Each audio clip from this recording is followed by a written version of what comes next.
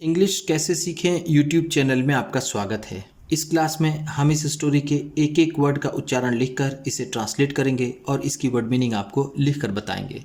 लिखने से वो वर्ड मीनिंग आपके दिमाग में ज़्यादा समय तक रहेगी और साथ में हम आपको ग्रामर से जुड़ी, टेंस से जुड़ी छोटी छोटी बातें भी बताएंगे, जिससे आपको इंग्लिश लिखना, पढ़ना, बोलना और समझना और अच्छे से आने लगेगा। मेरी वीडियोस में इस तरह के वर्ड्स, इस तरह के सेंटेंसेस होते हैं जिसको हम डेली बोलने में यूज़ करते हैं और वो हमें आसानी से याद भी हो जाते हैं। अगर आप हमारी वीडियोस लगातार देखते हैं तो आपको धीरे धीरे इंग्लिश लिखना, पढ़ना, बोलना और समझना और अच्छे से आने लगेगा। आज की वीडियो में हम ढेर सारे इंपॉर्टेंट और रोज़ बोले जाने वाले वर्ड्स और सेंटेंसेस को देखेंगे। इसी के साथ आप कर दीजिए इस वीडियो को लाइक और मैं करता हूँ शुरू। इंग्लिश रीडिंग, क्योंकि ये वीडियो ट्रांसलेशन के साथ साथ रीडिंग की भी है। Sonu got a beautiful new kite. Sonu got, Sonu को मिली। गॉट गेट का सेकेंड फॉर्म है। गेट का मतलब होता है मिलना या फिर पाना, तो हम कह सकते हैं सोनू ने पाया या फिर सोनू को मिली। अ ब्यूटीफुल, एक सुंदर, न्यू काइट, नई पतंग। ब्यूटीफुल का मतलब है सुंदर, न्यू का मतलब नई, काइट पतंग। सोनू को एक सुंदर नई पतंग मिली। Kite in hand, kite in hand, पतंग हाथ में लिए हुए। हैंड का मतलब है हाथ, इन का मतलब में, काइट पतंग। ही रैन, ही रैन, वह दौड़ा। रैन का मतलब है दौड़ा, ही वह। To the park, to the park, park की ओर। पार्क का मतलब पार्क ही होता है। वह पार्क की तरफ दौड़ा। His friend Veeru, his friend Veeru, उसका दोस्त वीरू। हिज का मतलब होगा उसका, फ्रेंड दोस्त, वीरू नाम है। हेल्ड पकड़ ली। हेल्ड होल्ड का सेकेंड फॉर्म है। होल्ड का मतलब होता है पकड़ना। हेल्ड है तो पकड़े रखा या फिर पकड़ी। द काइट, द काइट, उस पतंग को। And through it up, and through it up, और इसे ऊपर फेंका। थ्रू का मतलब है फेंका। थ्रू थ्रो का सेकेंड फॉर्म है। थ्रो का मतलब होता है फेंकना और थ्रू है तो फेंका, अप ऊपर। सोनू पुल्ड, सोनू पुल्ड, सोनू ने खींचा। पुल का मतलब होता है खींचना, पुल्ड है तो खींचा। द स्ट्रिंग, धागे को। स्ट्रिंग का मतलब होता है धागा। सोनू ने धागे को या फिर डोर को खींचा। हम यहाँ पर स्ट्रिंग को डोर भी कहेंगे। सोनू ने डोर खींची। The kite went up, the kite, वो पतंग, वेंट अप, ऊपर गई। वेंट का मतलब है गई, अप ऊपर। ध्यान दीजिएगा, वेंट गो का सेकेंड फॉर्म है। गो का मतलब होता है जाना, वेंट है तो गई। जिस सेंटेंस में वर्ब की सेकेंड फॉर्म यूज हुई हो वो पास्ट इंडेफिनिट टेंस होता है। तो हम कह सकते हैं द काइट वेंट अप, पतंग ऊपर गई। इसमें पास्ट इंडेफिनिट टेंस है जिसे हम सिंपल पास्ट भी कहते हैं।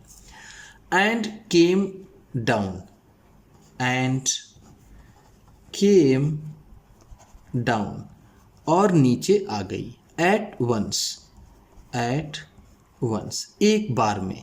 एट वंस का मतलब है एक बार। वो ऊपर गई और एक बार में नीचे आ गई।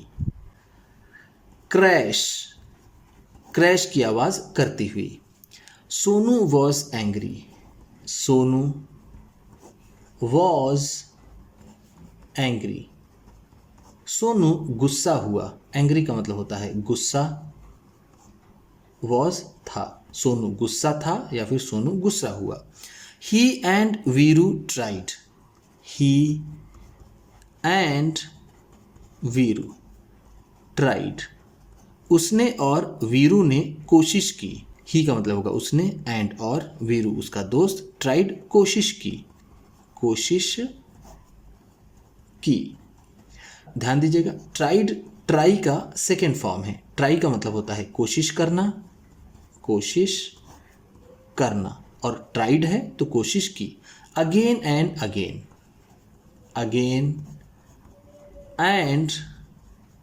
Again, bar bar. Again and again का मतलब है बार बार।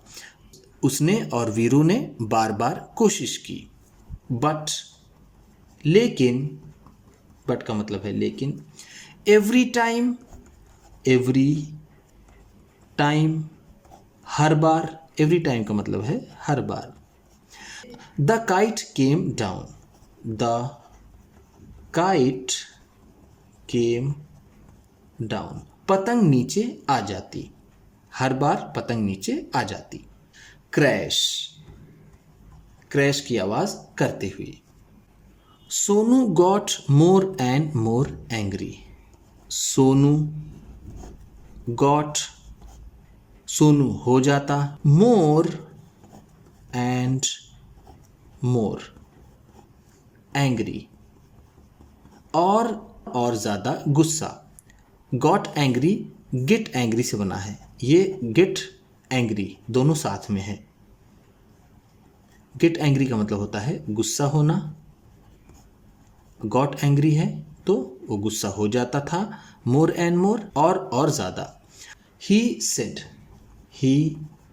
सेड, उसने कहा। सेड का मतलब है कहा। सेड से का सेकेंड फॉर्म है। से का मतलब होता है कहना, सेड है तो कहा। आई विल नेवर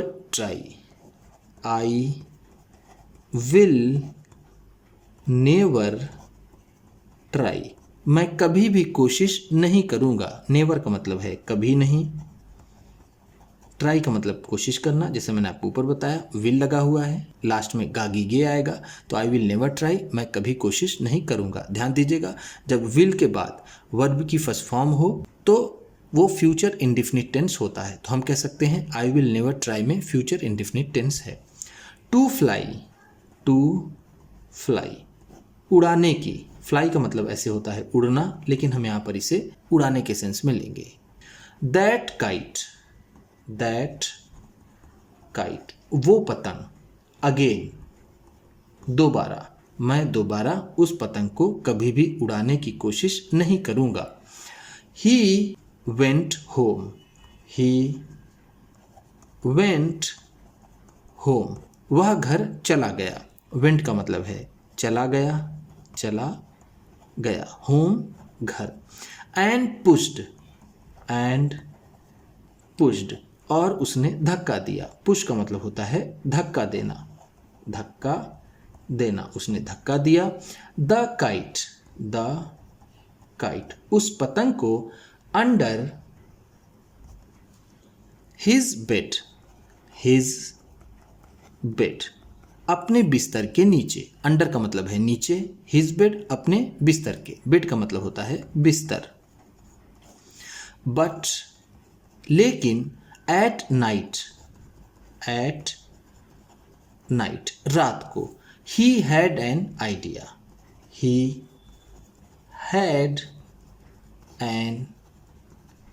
आइडिया, उसे एक विचार आया। लेकिन रात में उसे एक विचार आया। ही पेंटेड, उसने रंग दिया। पेंट का मतलब होता है रंग भरना या फिर रंग करना या फिर पेंटिंग बनाना। उसने रंग भरा या फिर उसने बनाया। अ स्माइलिंग फेस,